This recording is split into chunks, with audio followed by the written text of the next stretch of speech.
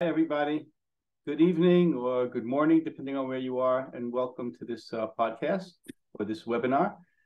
Just as a warning, we did have sirens earlier here today. If that happens again, there are going to be some people disappearing from your screens, going down to the safe rooms. We hope that it will not happen and not bother us with the continuation of this webinar. Just for those of you who don't know the Taub Center, let me tell you a little bit about us. The Taub Center for Social Policy Studies in Israel is one of Israel's leading social policy think tanks. We conduct and disseminate unbiased, data-driven research on pressing social and economic issues facing Israel. Our goal is to help Israel's policymakers, legislators, and the public make informed, data-based policy decisions, and also to help philanthropists in Israel and throughout the world identify pressing needs in Israel to which they can direct their social investments. To maintain our independence and our trusted reputation across the political spectrum, and by the general public, the Center does not accept any government funding and is supported by individuals, foundations, and federations from Israel and from around the world. I want to thank all our supporters who are here with us tonight. Later this month, we will be publishing our annual State of the Nation report. This will include a specific in-depth chapter about the war and about the effects of the war. So stay tuned to that. Today, our mission is more important than ever. We've been playing an essential role in analyzing the socioeconomic issues that are surfacing during this time of emergency and which will be affecting our society for years to come. Since the war broke out, we've been looking at its effects on the fields we study, including education, early childhood, demography, health, welfare, labor markets, and macroeconomics. Today, we're going to be addressing the topic of the impact of the war on the environment. Please feel free to put your questions in the chat throughout the briefing, and we will address them at the end of the presentations. We're very happy to have formed the Research Policy Initiative for Environment and Health inside the Taub Center, together with the Health and Environment Forum. And thank you very much to Yad HaNadiv for making this possible. With that, with no further ado, I'm turning this over to Maya Negev, the chair of the Health and Environment Forum. Maya, it's all yours. Thank you, Avi. Good day to all. On behalf of the new Health and Environment Initiative at the Taub Center, we are very happy and honored to be a part of Taub and to add the environmental health dimension to the excellent work at the center. Tonight, we focus on the war's impact on the state of the environment in Israel. However, environment does not recognize political borders. Water pollution and air pollution cross borders, and so do healthy ecosystems that support well-being. The state of the environment in Gaza is horrific. Environmental health infrastructures are all severely damaged, with a direct and lasting impact on the health of civilians. This will affect Gazans and has the potential to harm Israelis as well. But tonight, we will focus on the war's impact on the state of the environment in Israel. In order to do so, I'm going to pass it to my colleague, Maya Sadeh.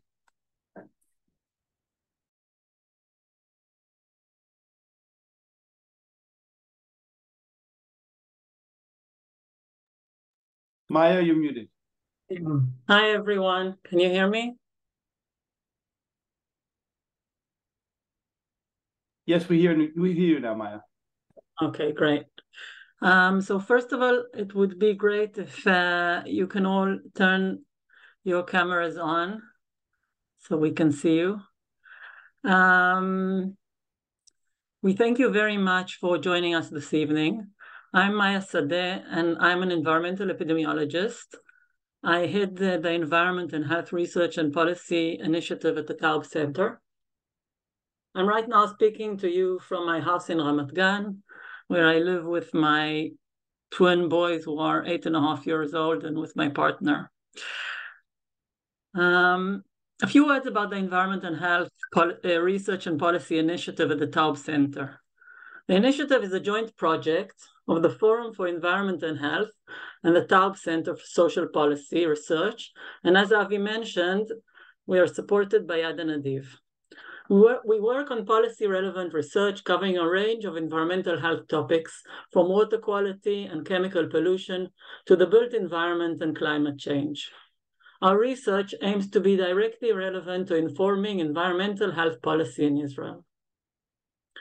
This evening, we will review issues related to the potential impact of the war on the environment. Importantly, the war is still raging, and only after the war will we know the full environmental consequences of the war. However, environmental resilience, which includes basic resource resilience, such as availability of clean water, fresh food and energy, nature and ecologic systems, is highly important for physical and mental health, social resilience, and well-being. The full review on war and the environment, which we prepared, will come out in the next few days, and we hope you all read it and find it interesting. This webinar, we focus on selected issues, really a very small amount of issues compared to the report. And we focus on the issues of environmental regulation and budgeting, impact on nature, hazardous materials, and environmental resources such as water and sanitation, energy and food security, and issues of climate change, regional and international agreements. I will do the first three parts, and after that I will hand it on to Nadav to speak about water and sanitation, and to Professor Maya Negev to discuss issues of climate change and international and regional agreements. So Israel is very advanced in some environmental issues, including mainly water treatment technologies and desalination. Protected areas in Israel consist of 26% of the land, and there is advanced research and innovation in environment and ecology, including clean tech and agrotech. However, we are very much behind in a number of pressing issues, including, for example, treatment of household waste and regulation of chemical substances in consumer products. Budgetary changes resulting from the war include the budget for the Ministry of Environmental Protection. The budget for 2023 includes an operations budget of 384 million shekels and an additional project-based budget of 510 million shekels, which includes, for example, 200 million shekels for climate change, which has not yet been allocated to the ministry. This is for 2023. This additional budget, because of the war, the 510 million that I just mentioned, has been canceled. An additional source of funding is the maintenance of the Cleanliness Fund, which accumulated over the years about 3 billion shekels. The money comes from tax paid by households to local municipalities for household waste treatment. Municipal waste is a huge problem in Israel. Municipal waste consists of 8% of the greenhouse gas emissions in Israel, and 74% of emissions of carcinogenic agents is from waste. Right now, 80% of municipal waste goes to landfills, 40% more than the OECD average. A part of this money is now used as a loan to pay reserve duty soldiers, and before was used to pay for COVID, in the times of COVID epidemic. Now, an agreement between, we're talking about, as you heard, a lot of money in Israeli terms, and also in general. And now an agreement between the Ministry of Environmental Protection and the Ministry of Finance states that the loan won't be returned because of the war. It's taken for financing the war. And the Ministry of Finance will fund waste treatment projects when they are needed over the next 10 years. Importantly, and I want to emphasize, we're not saying that the war is the reason for the problem of municipal waste in Israel. Far from that. What we're trying to say is that environmental regulation and funding should be strengthened rather than weakened in order to keep Israel resilient. In addition, some municipalities' waste collection has stopped because of manpower issues. Waste segregation for the recycling has been halted due to lack of manpower as well. And on the other hand, funding has been allocated to strengthen and increase waste collection and transportation from areas in need, such as areas where soldiers are located. Topic. The impact of wars on the environment is vast. So much so that some scholars mark the beginning of the Anthropocene as the first experimental nuclear blast in New Mexico on July 1945. Wars cause landscape modifications, and contamination can include nuclear contamination and other toxic materials such as heavy metals, explosives, and cause lasting soil pollution which can affect plants and crops. A recent paper presents an estimate of the percentage of ice-free land affected by war, and it found, this is quite a rough estimate, but still, and it's reported in the 2011 IPCC report. War-affected areas consist of about 15% of ice-free land. Just to compare, urban areas consist of 4.5% of ice-free land. War zones or post-war zones may also have positive environmental impact. For example, the demilitarized zone between North and South Korea is an area of flourishing nature, and the former Iron Curtain area has turned into the European Green Belt. In Israel, we have large areas which are used for military training. While these areas have obvious drawbacks, and I will mention them in a minute, these areas also protect nature in Israel from development and construction in our very densely populated land with high population growth.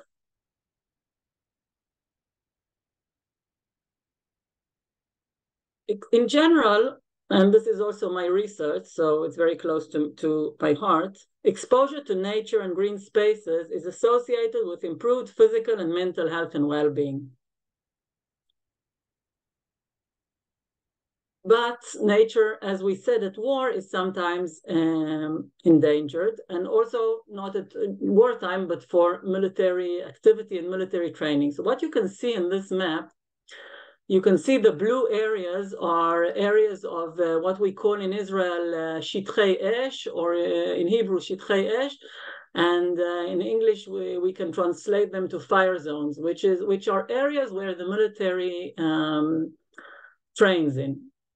And what you can see here is that these areas, and I'm not talking now about the war, I'm talking about just the regular military activity in these areas, causes fires in a much higher frequency than in other areas which are vegetated but do not include these military training areas. What you can see on the side here near the Dead Sea, we'll try and point it out, this area is a desert. So it's less likely that there will be fires there. And that's the reason that there are less fires here. But here, this is area of Lachish, which is vegetated area. What you can see here is the area of the Gaza envelope. This is the city of Sderot area, and this is an area which is called natural area of which is a natural reserve near Be'eri, the kibbutz Be'eri. And this area, the Gaza envelope has been targeted between 2018 to about 2021 by what we call incendiary kites. You know, these kites with bombs, or I don't know exactly how they do it. I'm not an expert in these things.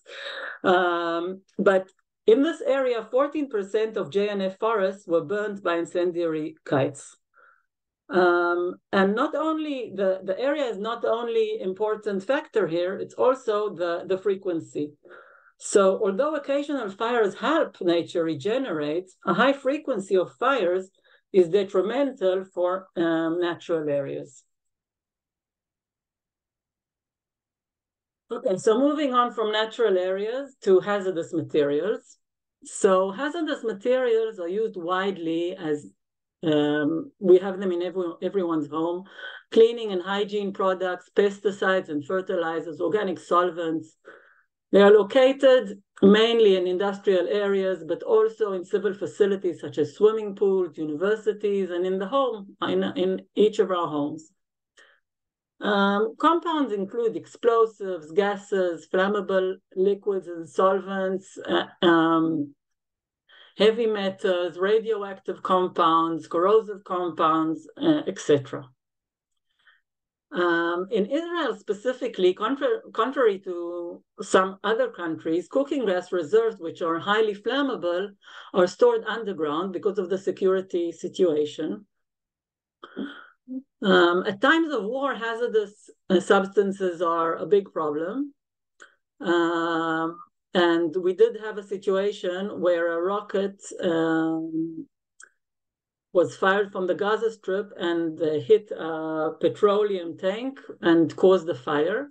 So this is a problem. And what we do in times of war is that the Home Front Command is responsible for these hazardous substances.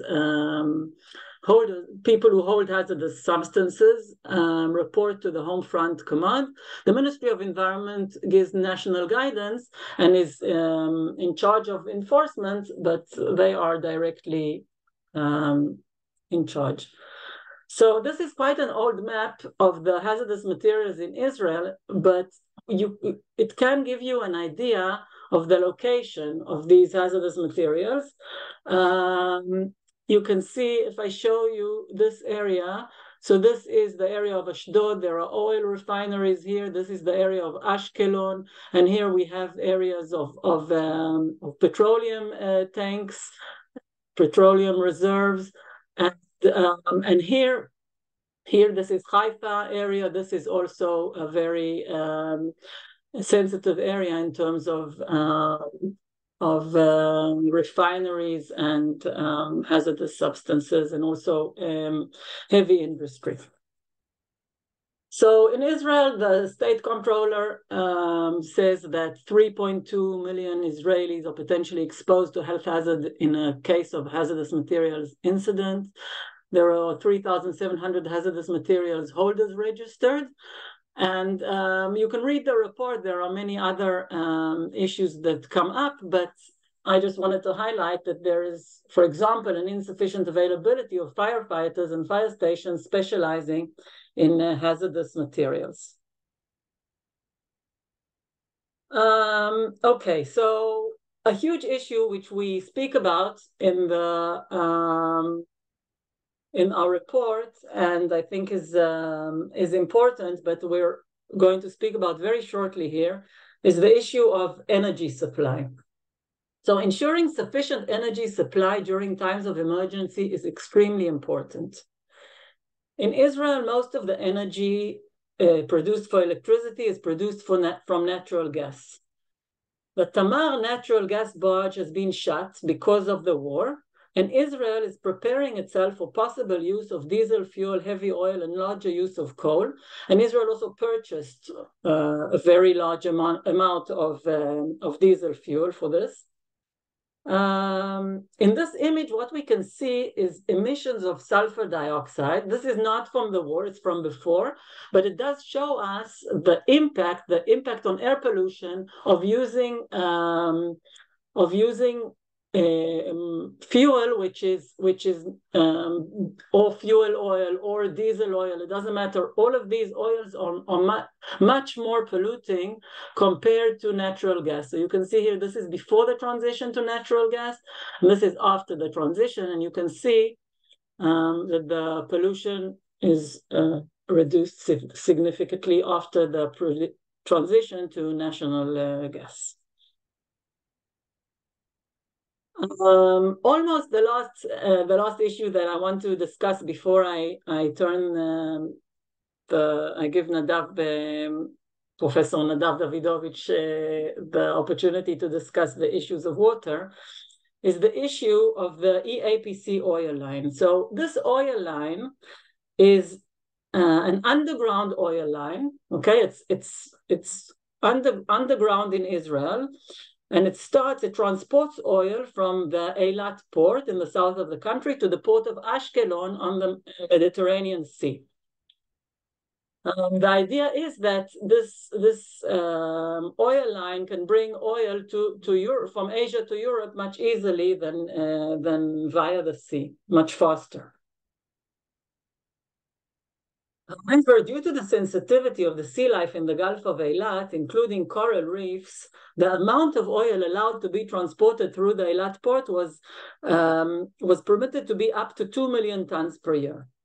After the Abraham agreements with the United Emirates, the government of Israel agreed to increase this amount by 10 times, causing large civilian outrage and political debate, with a fear of harming the sea wildlife. The desalination facility, which gives water to Eilat city, and the economy of Eilat, a city which relies mainly on tourism. Most of the oil transported is planned to be used for export. So what happened now,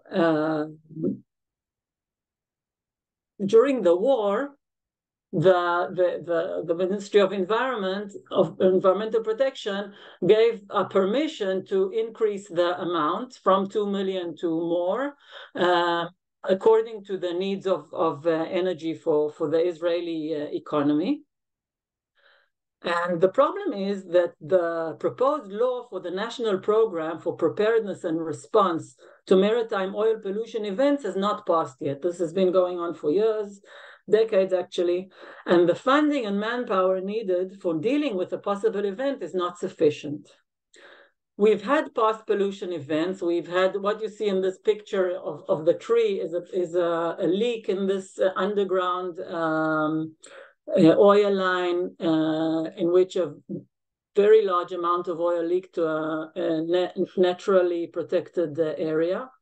And we also had a recent pollution event, which was a massive tar pollution event that actually occurred on the Mediterranean coast in the winter of 2021, which, according to the Ministry of Environmental Protection, it was an oil leak from a ship that originated from the Persian Gulf.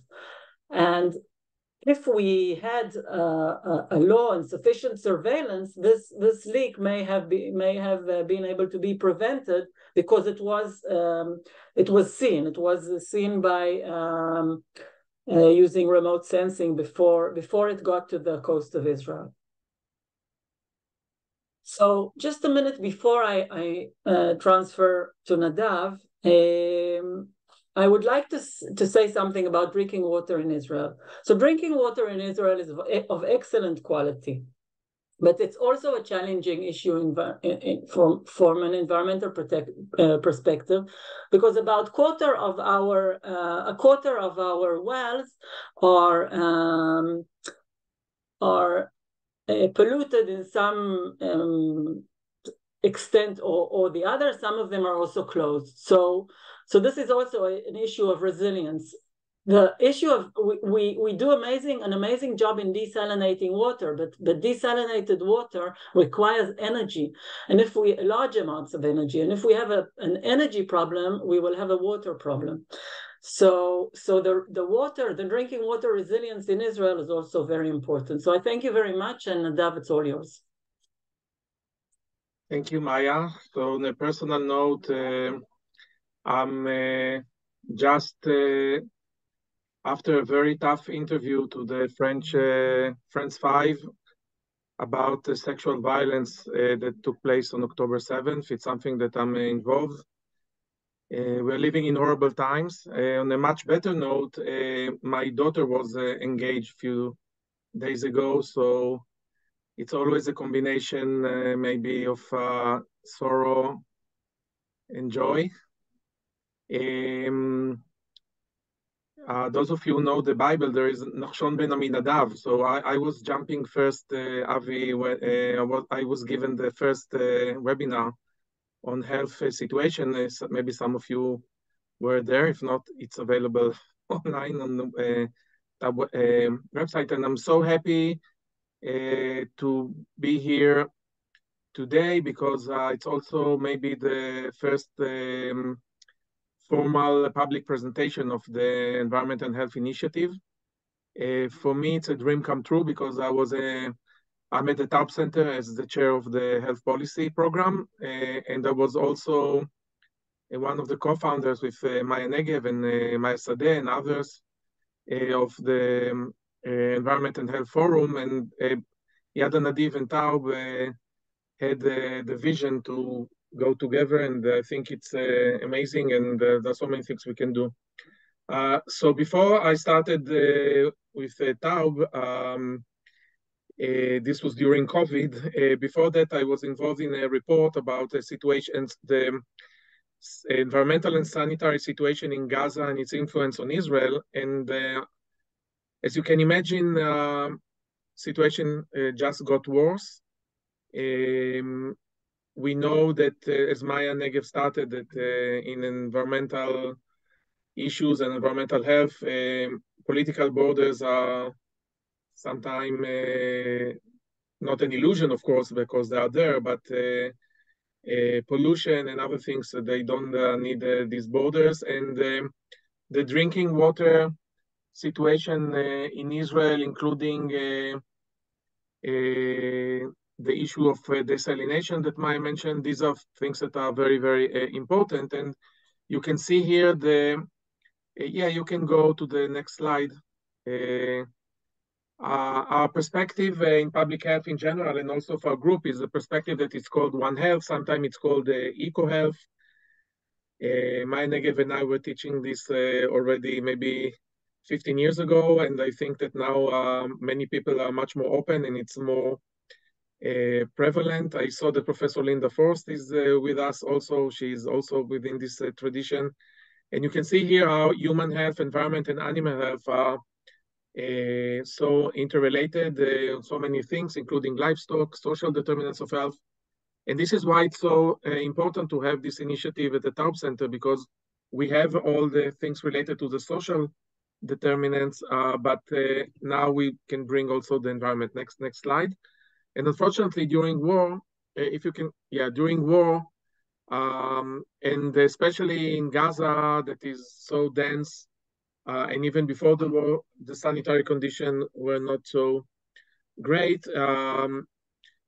Things are very, very challenging.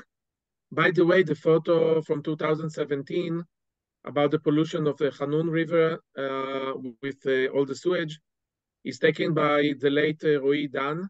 Roy Dan was killed on October 7th. He was a Ynet photographer. So you can see how, again, things are combined here. And when you have also still water, you have also the issue of vectors like mosquitoes that can transfer diseases. So the situation in Gaza is not something that can be just contained. Pollutions, no borders. And you can see how the seawater, river, beaches, everything is interconnected. Sometimes it's going from Jordan to the West Bank, to Israel, to Gaza, and to the Mediterranean. The whole situation now with crowding condition and low sanitary condition, it's a fertile ground for epidemic outbreaks. There is currently disruption of vaccination programs, and I want to mention specifically polio. We had cases of polio in Israel, what is called vaccine-derived polio. So it's a very small area, and the regional aspects here is very important, including development and spread of antibiotic resistance bacteria. Next slide, please.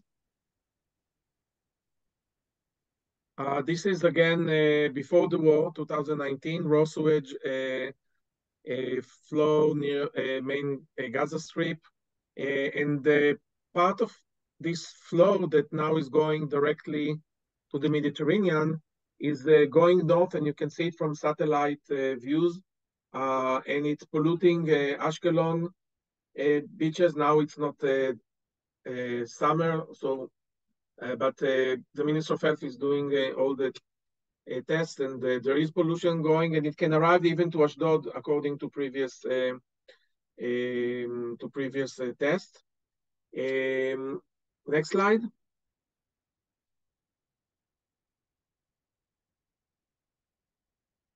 Who is moving this? So you can see here how things are connected.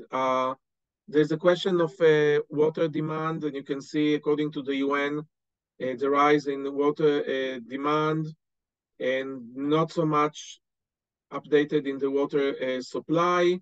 Israel, by the way, was involved before the war in several initiatives to do desalination in Gaza, but as mentioned, this needs to have the electricity and fuel that is needed.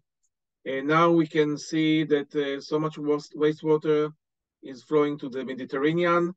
There is a question of electricity supply for sewage treatment, and many diseases that finally, with these conditions of low sanitation, lack of water, the crowding, it's a fertile ground for many different diseases that finally are going also to endanger also Israeli soldiers, Israeli population.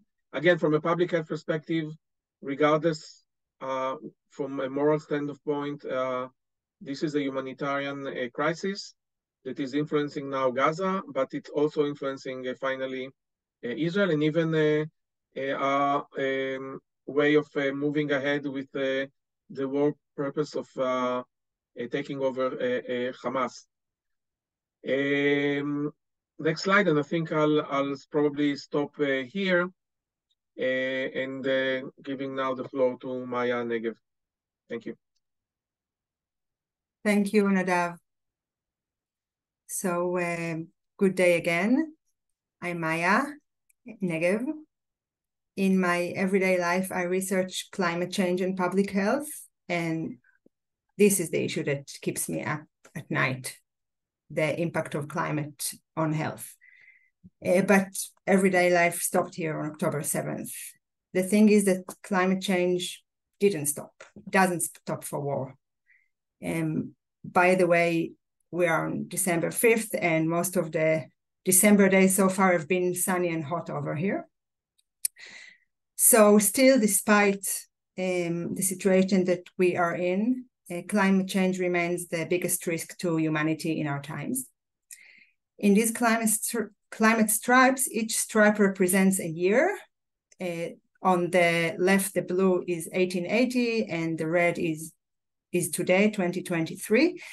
And the color is the temperature, the annual average temperature compared to the mean. And we can see that the recent 2 decades, and especially the last decade, have been the hottest by far. And this is a trend that continues, and this is a major worry for all humanity. Next slide, please.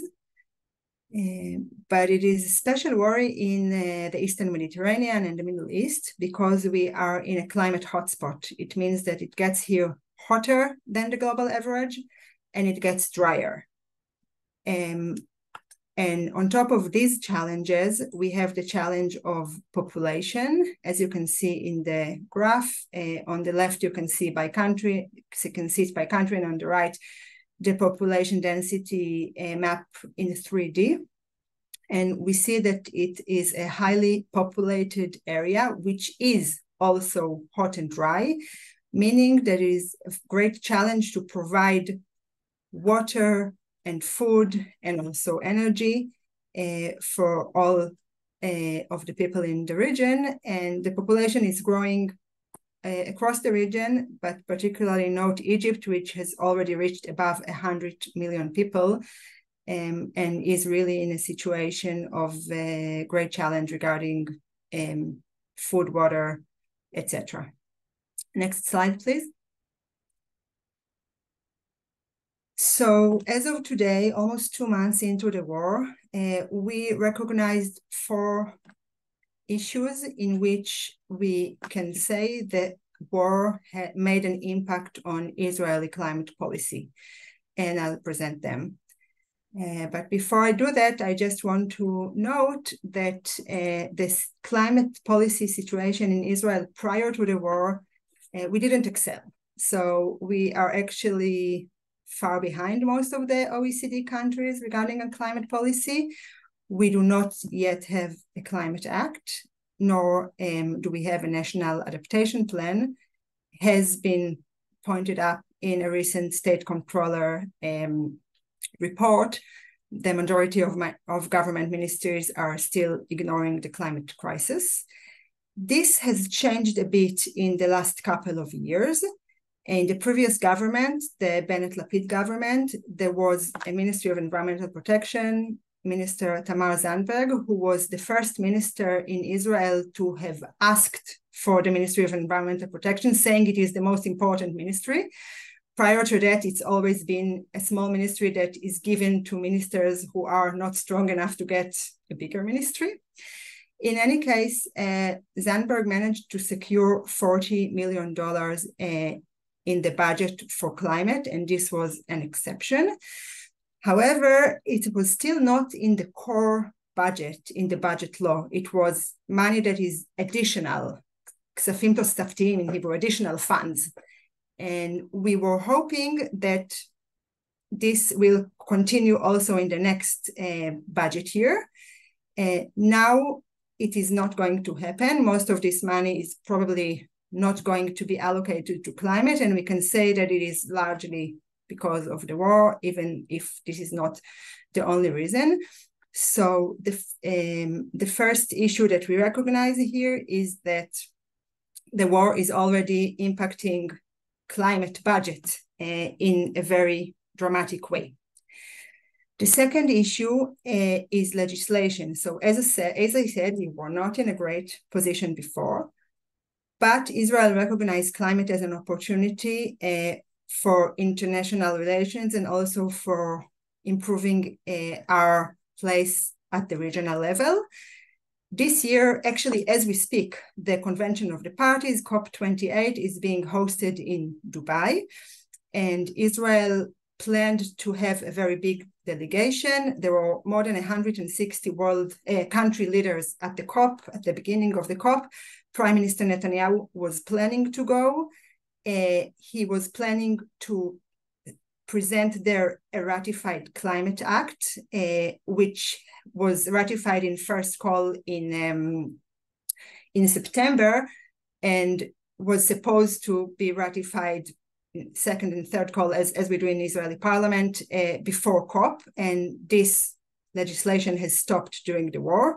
So we have here a second issue, a second delay in climate policy that we can say that is due to the war. I do want to note that COP28 has been severely criticized because it's in an oil country and the president is the head of an oil company. But still, this is a place where world leaders and national delegations go and do climate business, and it has importance. And the government of Israel plans to send 1,000 members on the national delegation, but at the end, due to the war, only very few people went. So I guess this is a third issue that we can see the war already impacting climate with our participation at the COP. Next slide, please. So if we said that the war is already impacting legislation, budget, and the COP, the fourth issue is regional cooperation. We said that environment knows no borders, and climate change obviously is a global phenomena with a lot of regional aspects that countries can only solve together, especially small countries such as Israel. And we do know from previous research that we conducted that there is potential for regional environmental cooperation, but it's depending on possibility for regional partnerships. For example, during the Bennett-Lapid government, Israel and Jordan signed a water for energy deal in which Israel will supposedly transfer to Jordan desalinated water. Jordan is in a severe drought situation, very much needing water. And in return, Jordan will produce solar energy. Jordan has much more space than us to put the solar panels in, and in return will transfer to Israel electricity. So it was a water for electricity deal. Now, due to the war, Amman said it is pulling out from this deal, which was supposed to be advanced at COP. So here too, we see another immediate impact due to the war. Next, please. So we kind of zoomed out for a regional perspective, and I want to zoom back in again before at the end of my talk to the Gaza envelope. So the Gaza envelope is in many ways the food basket of Israel, and you can see here the percentage of food that is produced in the Gaza envelope. It's quite significant. Look at the potatoes, tomatoes, etc. This is a graph from our report that will soon be published. The Gaza envelope also has the potential to be the energy basket of Israel regarding production of solar energy. And it is an important ecosystem regarding water, soil, flora, fauna, etc. So it is very important now, and this is a message that we will convey, that when we build back and kind of develop and invest in the Gaza envelope, we should do that while we maintain all of these assets and promote green building and urban planning, and also climate resilience and adapt to the changing climate. Next, please. And finally, to those of you who are joining from overseas, I'm not sure if you know, the Gaza envelope is a beautiful part of Israel. It is well known for the carpets of red flowers in late winter, January, February, that everybody goes to see. And this is another example for how nature and the environment are important within themselves for biocentric values, but also for people. We know that being in nature contributes to physical health, to mental health. It contributes to reducing high blood pressure, reducing stress, and reducing depression. And therefore, we have here another strong reason to promote strategic environmental planning for the day after the war. Thank you very much. Back to Maya. Sadeh. Well, thank you both. I guess Maya squared, since we've got two of them here. Yeah, I'll just summarize.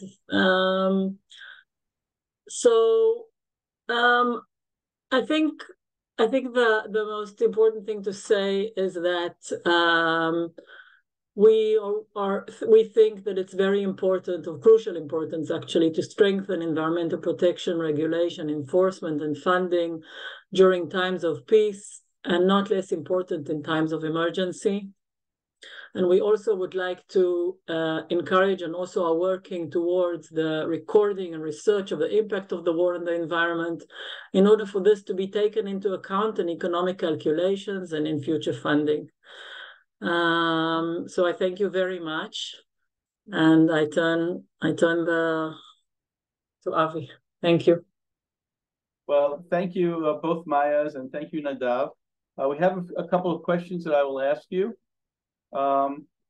So I'm not sure that this is directly related, but it was asked anyway. Stuart Kickin asks, can someone comment on pumping seawater into the tunnels in Gaza? It's not about the Israeli environment, but it is in the news. And since we talked about water, maybe one of you wants to refer to that. If not, then we can go on. But go ahead, Nadav. It looks like you have something to say. This is something that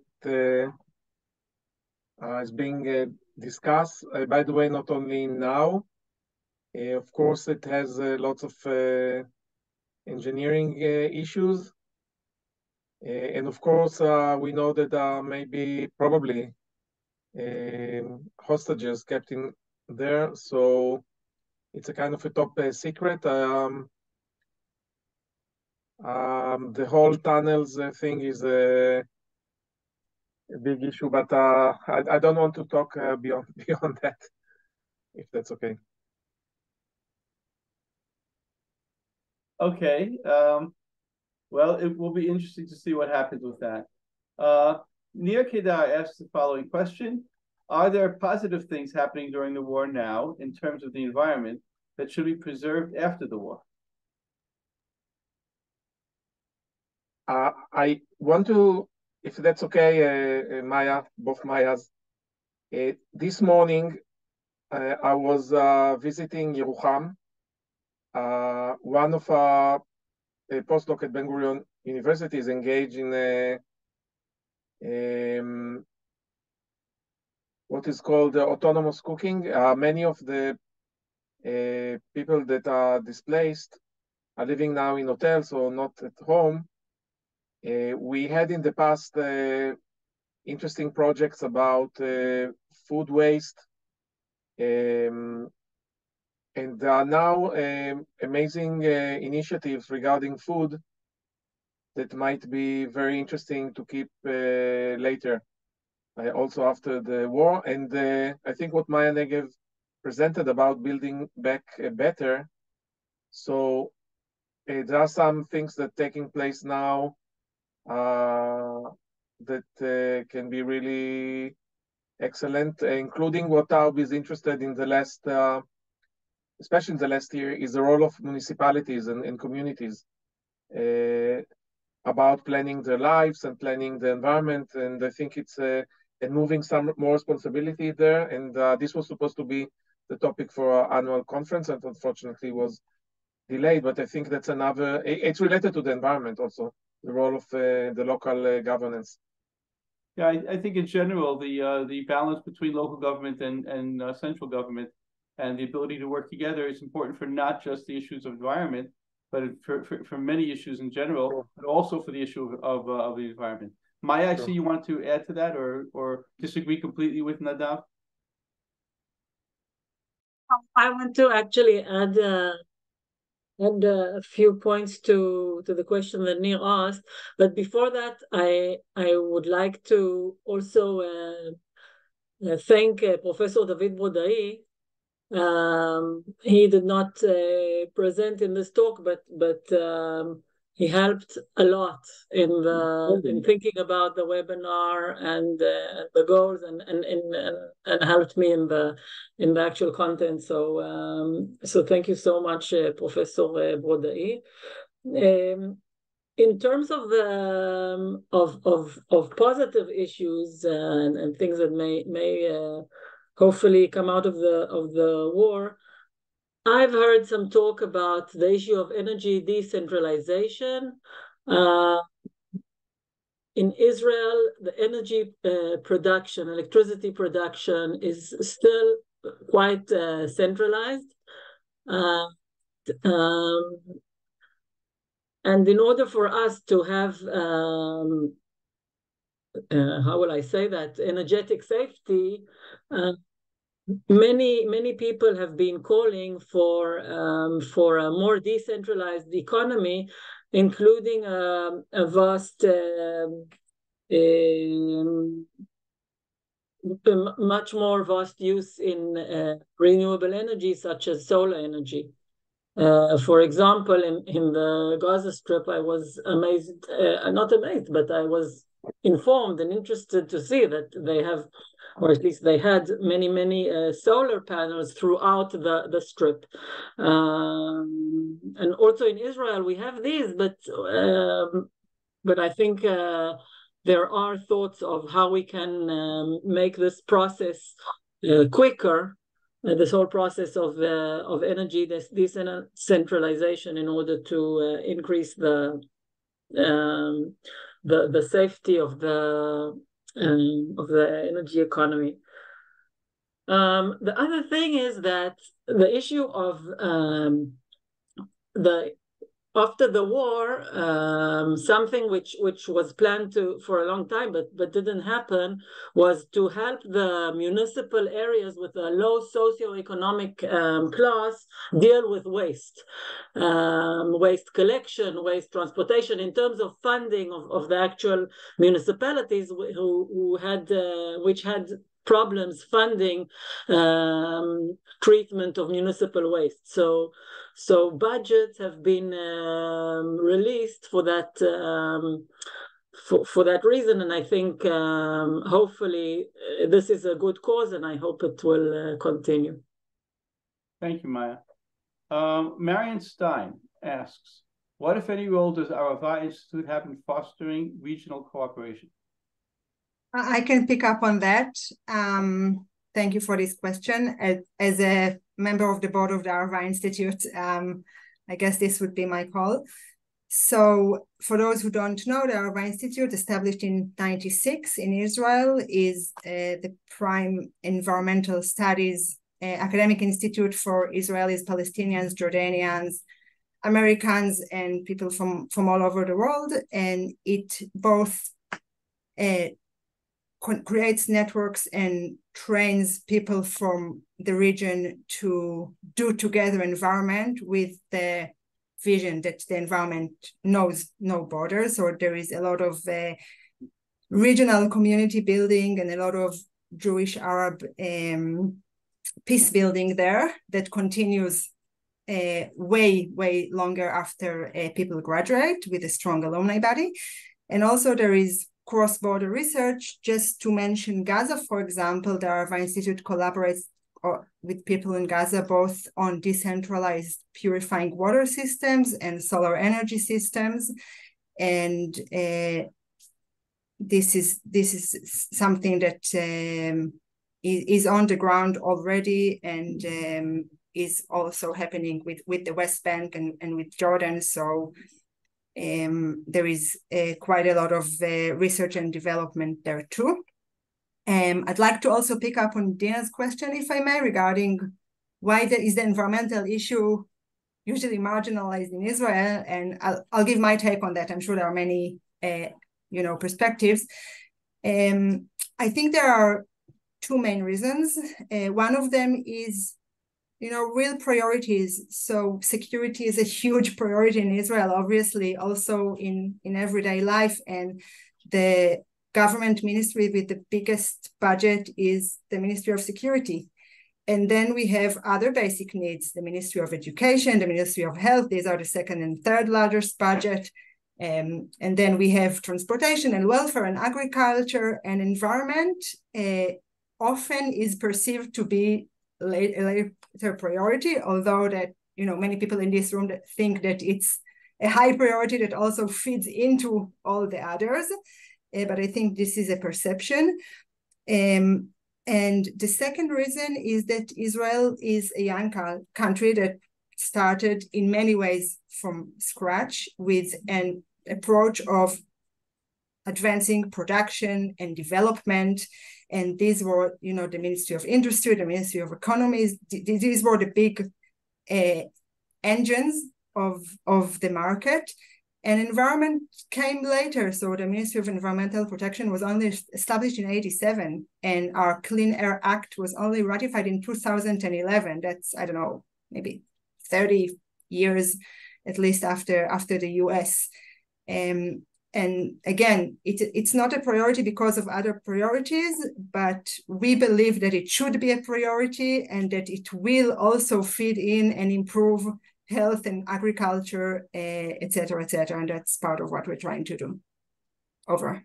I'd love to have my take on this, and Maya and I, Maya Negev, and also Maya Sadeh, we have, I think, many hours of discussion on this issue.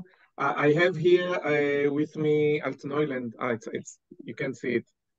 Alt Neuland is a utopian novel by Theodor Herzl. From time to time, I'm reading it. It's an amazing vision, but on the other hand, also problematic vision. So Theodor Herzl truly, like many other Zionists, believed in the role of science within society, but sometimes it was a very kind of utilitarian perspective. So the whole question of developing the country was part of Zionist vision, but we need to understand now that sustainability must be also a part of it, and the environment is not just to be utilized.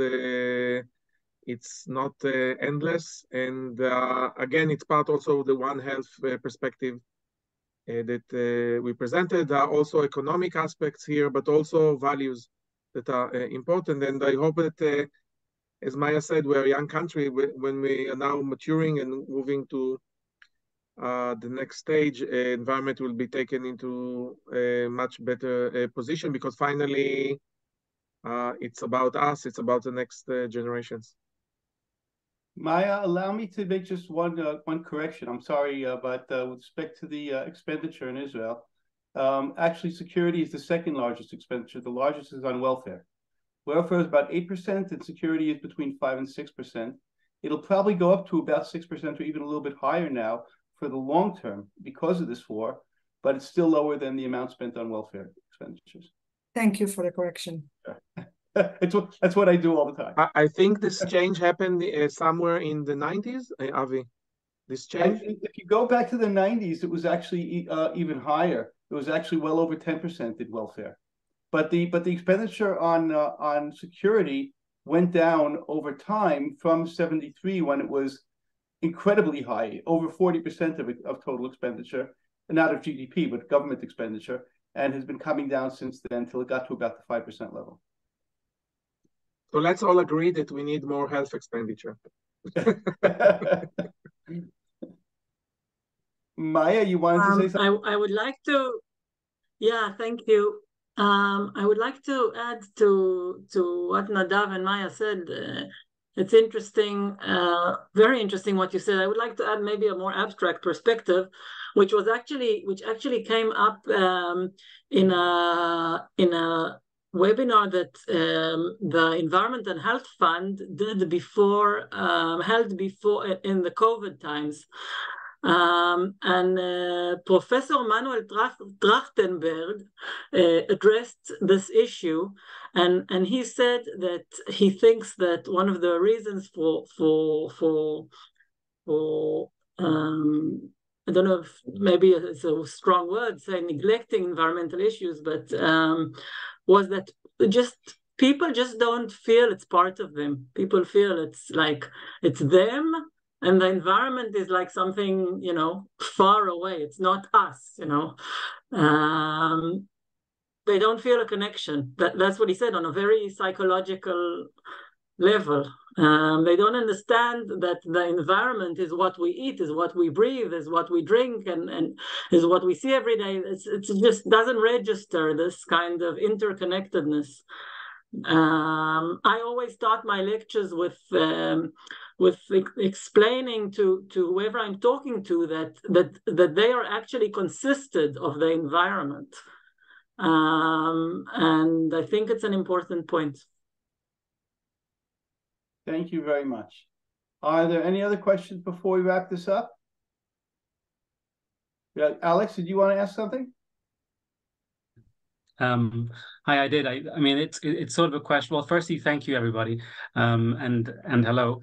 One of the things I've thought for quite a while is if Israeli policymakers could be persuaded that their fertility is going to be damaged by these environmental changes, and that'll be a way to kick them into gear. So I'm just putting them out there.